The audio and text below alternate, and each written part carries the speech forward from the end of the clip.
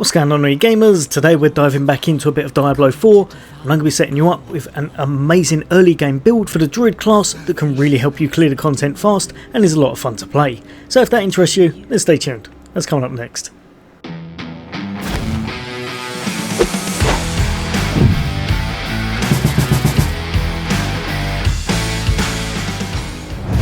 Welcome back everybody. Today we're going to be looking into the Druid class, delving into it, what makes it work, what build I think is quite easy to put together, but one that I've really enjoyed playing. Now this is going to be my second class I'll be delving into. The first one was obviously my Barbarian, but this one is a completely different ball game. It does a lot of AoE, it's very easy to set up, and it clears things very nicely on World Tier 2, and also has a lot of potential to grow.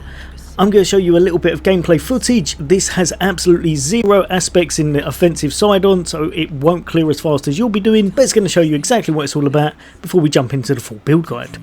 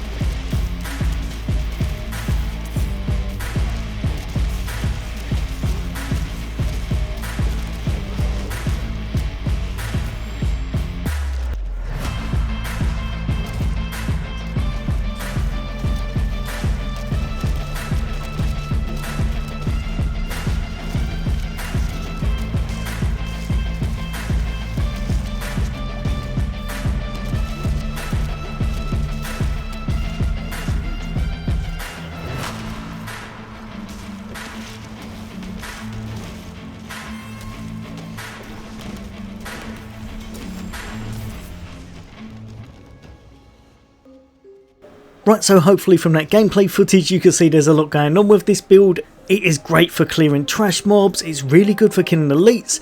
The only thing it struggles a little bit on, as you saw in the footage, is going to be those single target big bosses. And that's just because we had no offensive aspects going on at the time, because it's a beginner build. Once you start gearing up and putting pieces in place, absolutely tear through the content, and it mainly focuses on poison and your earthen skills. First one we're going to be looking at is going to be Earth Spike. Just an easy all-round one to use, has a little bit of distance to it so you can use it close or afar, and you're going to be using this to generate your spirit as well as also sometimes giving stuns. Also you're going to want to pick up the enhanced Earth Spike. This is now going to allow for, like we said, 10% chance to stun for 2.6 seconds, and later on further down the line you're going to want to pick the third one up as well, and that's going to be your wild Earth Spike. Summon a second Earth Spike when hitting an immobilized or stunned enemy. Not essential at the start, but definitely something you'll want to chuck on a little bit later down the line.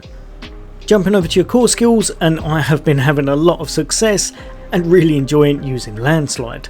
You're going to crush your enemies between two pillars, it's going to be able to affect more than one target, and it's going to deal quite a nice amount of damage. Picking up the enhanced Landslide after Landslide damages enemies 4 times, the next one will immobilize the enemies for 3 seconds. Again, immobilize is very good, same with stun. Any CC in this game is absolutely amazing, and this can really help you out to keep your foes in place. Lastly, you're going to want to grab the last one, Primal Landslide. When you immobilize or stun an enemy, you gain a Terramote. Each enemy hit by Landslide consumes a Terramote, but causes a guaranteed critical strike with 40% strike damage. Bosses always have up to a 10% chance to grant a Terramote when hit. This is very good. We're going to be going into crit and crit damage later on, so having a way to utilise that is absolutely ideal. Going down to our defensive skills, and Earthen Bulwark is probably one of the best ones in the game. Early on you won't notice the impact of this, but later on, especially because it's going to give us unstoppable as well, this one's pretty much essential in a lot of Druid builds. When you use it, rocks are going to surround you for 3 seconds, granting you a barrier that as standard absorbs 45% of your base life. You're definitely going to want to pick up the enhanced version. This is now going to allow you to have unstoppable, meaning you can break out of those CC effects, which is 100% a must once you start getting into the later content and start tackling the tougher enemies. At some point you're going to want to pick up Preserving Earthen Bulwark as well. Casting Earthen Bulwark grants 18% base life as Fortify. Not essential at the moment, but later on you're going to want to grab this node. Making sure our build has a lot of versatility to it as well as survivability, we're going to be picking up Bloodhowl. Mainly just for the sheer fact we want to be able to stay alive, you want to clear the content easy. Blood Howl is an amazing way to do that, as it's going to heal you as you play. You're going to shapeshift into a werewolf and howl ferociously, healing yourself for 20% of your maximum life. And then an essential one to pick up if you have picked this up is going to be Enhanced Blood Howl. Kills now reduce the cooldown of Blood Howl by 1 second. You're going to be doing a lot of AoEs in this, you're going to be taking out many groups of targets at once, and this is going to be up almost constant, allowing you to heal pretty much whenever you need to. Over on the left hand side here, as long as you have the extra points, if you don't worry about these at the moment, but you're going to want to probably spec a little bit into this. That's going to be your Ancestral Fortitude in order to pick up a little bit of non-physical resistance, making your way over to Vigilance, and then eventually you will want to sink 3 points into this in order to give yourself 15% damage reduction for 6 seconds after using a defensive skill. Now where the build really starts to shine, you're going to want to start speccing into your companion skills just down here. Don't worry about any you see in blue like this with the wolves. I've not specced into this, it's just because it's on some of my additional gear as ranks. You're not going to have any in that. The ones you're going to be focusing on is going to be Call of the Wild. You're going to want to make sure you put all 3 points into this in order to give your companions 30% extra damage. And then you're going to be chucking as much as humanly possible into Poison Creeper. I would say spec 5 into this if you can. If you can't, just chuck in whatever you can, and then try to get additional ranks by having the modifiers on your armour. Poison Creeper periodically emerges from the ground every 7 seconds and applies a certain amount of poisoning damage over 6 seconds to the enemy. At the start this isn't too noticeable, I must admit, the passive effects, but the active effects are absolutely devastating.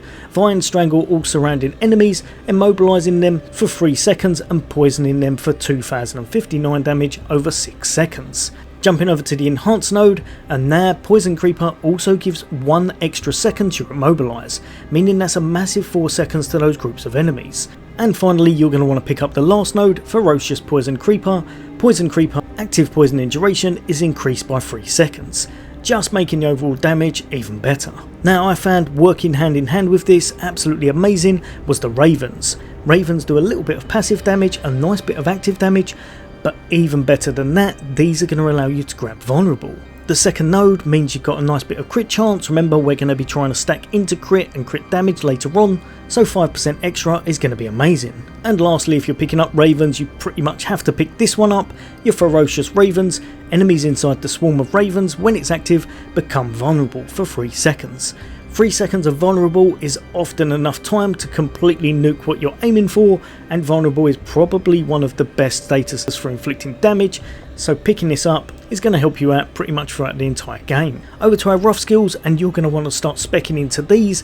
That's going to be your Crushing Earth. Earth skills deal 5% increased damage to slowed and immobilised or knocked back enemies.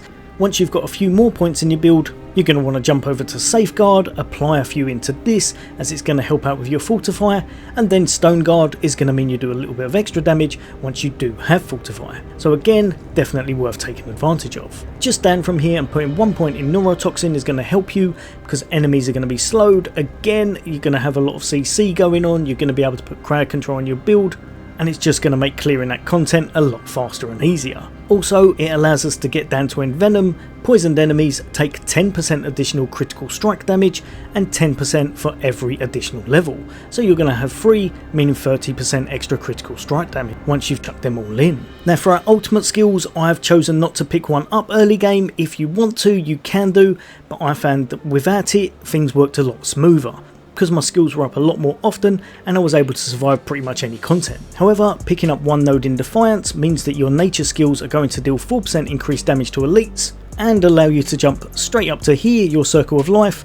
Nature skills that consume spirit heal you for 3% of your maximum life. It's not crazy amount, but it does definitely help, and this and Blood Howl means you're pretty much topped up on health at all times. Lastly, I actually didn't have enough points to chuck this on, but what you're going to want to spec into for your passive is going to be Earth and Might. This is going to be amazing for this build. Earthen skills have up to a 5% chance to restore all of your spirit and cause your attacks to be guaranteed critical strikes for 5 seconds. Really start coming into play later on down the line once you've started getting your build and your attack up and all of your damage, and seeing these crits and crit damage go off will be a real nice sight to see. Now jumping over to your spirit boons, you'll be able to open up a lot more than me. I'm just showing you early game, and the first one I would unlock would probably be your ravens, as they're going to gain 5% increased critical strike chance, and that's with your scythe talents. Working hand in hand with this, you're going to grab the first one of your wolf spirit boons, and that's going to be pack leader. For lucky hit, critical strikes have up to a 20% chance to reset the cooldowns of your companion skills.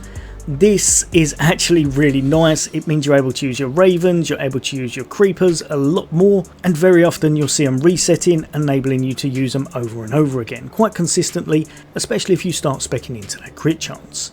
Now over to the gear, and honestly this was just stuff that I've chucked on as I've been gearing up, making my way through the game, getting my level up, and none of it is special whatsoever. So if you're really trying to focus on your build and get the best from it, you'll be able to do a lot more damage and clear content even faster. However, a few things that I would say would be to try and focus on getting your willpower up. If you can get poison on any of your rings and any of your other armor pieces, that's also going to help you clear mobs much faster. Another thing to look out for will be ranks to any of the skills you're using. So for example your landslide, or of course any of your companion abilities. I've got 2 legendaries on here that I just wanted to put on in order to show you 2 to aim for. One's going to be enabling you to get a barrier when you're hitting those enemies. When you're hitting elite enemies, it's going to make you a lot tankier, it's going to make you survivable. Even all the way to endgame, you could quite easily have this on your build. And another one that I was quite fortunate to pick up, but something you should definitely think about putting on your build once you do find this legendary. Early game is not going to factor in quite as much, but as you start to bulk out your armor, you're going to want to pick this one up, because when you're hitting your enemies, your armor's going to rise, and it's going to mean you get a lot of resistances and a lot of damage reduction. I'm going to chuck a few aspects on the screen now that you'll be able to pick up from dungeons, or that you should be looking out for on your travels, that can really help you out to dish out a bit of damage or just make your way through the content nice and easy. All of these are definitely worth looking into. Some of them you'll be able to pick up quite easily, other ones you may have to watch out for with drops. But all of them will help you increase your damage or survivability, or just make your build better in some way. And later on you'll be able to pick up even more powerful ones and go into your Paragon board once you've hit level 50 in order to make this build truly shine. Hopefully that's helped a few of you guys and girls out. Like I said, a very beginner, easy, friendly build to make, and one that I've really enjoyed playing. There'll be a lot more content from me, as always, for All Things Gaming. Take care. I'll see you on the next day.